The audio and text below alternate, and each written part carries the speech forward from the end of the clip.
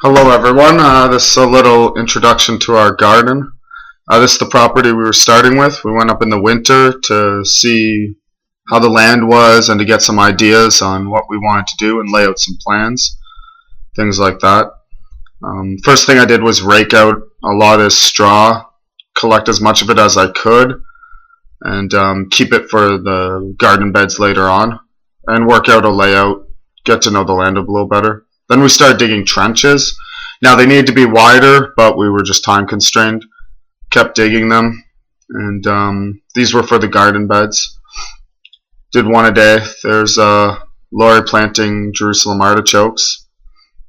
She was doing that while I was digging one day. Just doing as much as we could, kept digging. Took about an hour a day to dig one, so, maybe got a few done. At the same time, we were planting inside to get seedlings started, tomatoes, leeks, peppers, that kind of thing. Stuff that benefits from being grown inside. And I just kept going along with the trenches until they were done. There they all are. And then started with the swale, put down a lot of dead wood, moss, all sorts of organic material for the eventual organisms to all break down and eat, and then started digging the swale. Took us maybe 3 or 4 days to dig the swale. Once again, just an hour a day. Here's it coming along.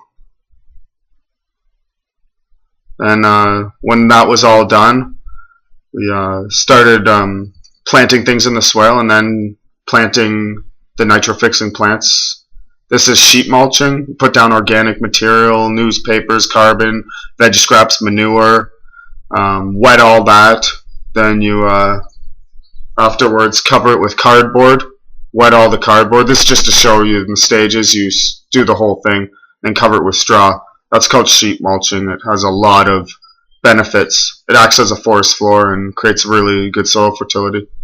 And this was the swale coming up, and the garden bed's done, some of them transplanted. Now I'll show you a video.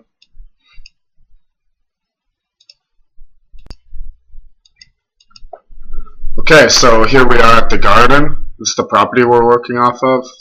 That's our neighbor's barn, and the mountains behind. This forest lines behind our garden, and behind that is a creek.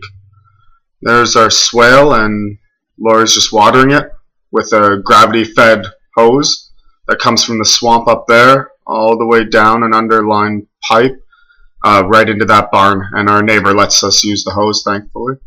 We were bringing buckets up from the creek, and we were going to get a pump, but he let us use it, so it was easier just to do that. This is our swale with all the ground cover, peas, beans, corn, kale, dill. We focused mainly on the nitrogen fixing plants, the ones that fix nitrogen to their roots from the air, and they're covering the ground. This is a Jonas Gold apple tree. At the end of the summer, we'll cut all this down and take what we can from it, but cut it all down, and on the root level, the nitrogen that was on the soil will fall into the soil and basically fertilize the soil, help bring lots of nutrients to the soil. While it's here, it's good because it's productive. It covers the ground, it protects the soil, and keeps the moisture in, and it's growing rapidly. I was there today after a rainfall and thunderstorm, and it looks way lusher than this, but this is after a couple weeks. Here's just the beginning of one. This is so we can feed our trees. All this stuff is productive anyway, though. We can harvest it too and eat it. There's a blackcurrant tree, Spartan apple tree right there. The swale we dug took us maybe a few days, a couple hours each day. That raises the beds and collects water. This is our carrots. Now, you do not want open soil like this, but we were left little choice with the time we had, so we're going to mulch it up when it gets a little bigger. We'll put hay around it to protect the soil a little bit. But the garden beds were built like you saw with that sheet mulching system. The straw protects the soil. We don't have to water these as much. No weeds. It's Brussels sprouts, tomatoes, lots of tomatoes. The tomatoes are doing really well.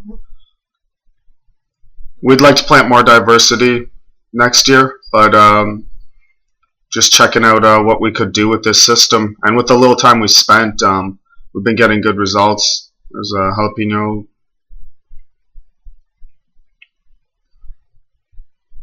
The trenches are dug in between. They need to be bigger, but we were on a time constraint, so just did what we could with those. There's a look at it from the side. You saw it before. The grass grows out from the garden beds, but I kept it there for two reasons. One, you can just rip it off and use it as fertilizer for your garden beds. Two, it stops the water a little more from falling into the trench and keeping it in the garden bed a little better. Some strawberries, tomatoes, Brussels sprouts, all sorts of things we've been growing. Thyme, sage, basil. And this system's been making it so we don't have to water every day. We come up as often as we can to give these water, but doesn't need it. This plant's comfrey. This is a very useful plant. We're planting more of it. It's fuzzy to the touch, and it keeps regrowing. If you cut it, you can use it as fertilizer, compost activator. Apparently good for cuts and wounds, and also if you make it into a tea, as a bone healer. And here's our Jerusalem artichokes. Planted these first, and you might have saw the picture earlier. They're doing really well. I want to plant more of them in ground cover. That was the first hole I dug that started this whole thing. It was supposed to be water catchment, but not much water came from that culvert, so here it is though. That's what we've been working on. We want to expand it on the other side of those beds. We want to make more beds. It's just having a full-time job. It's tough to get it all done. There's hay that was donated to us. And yeah, it's beautiful here, and we want to keep growing more things. Expanding what we do. Thanks for watching.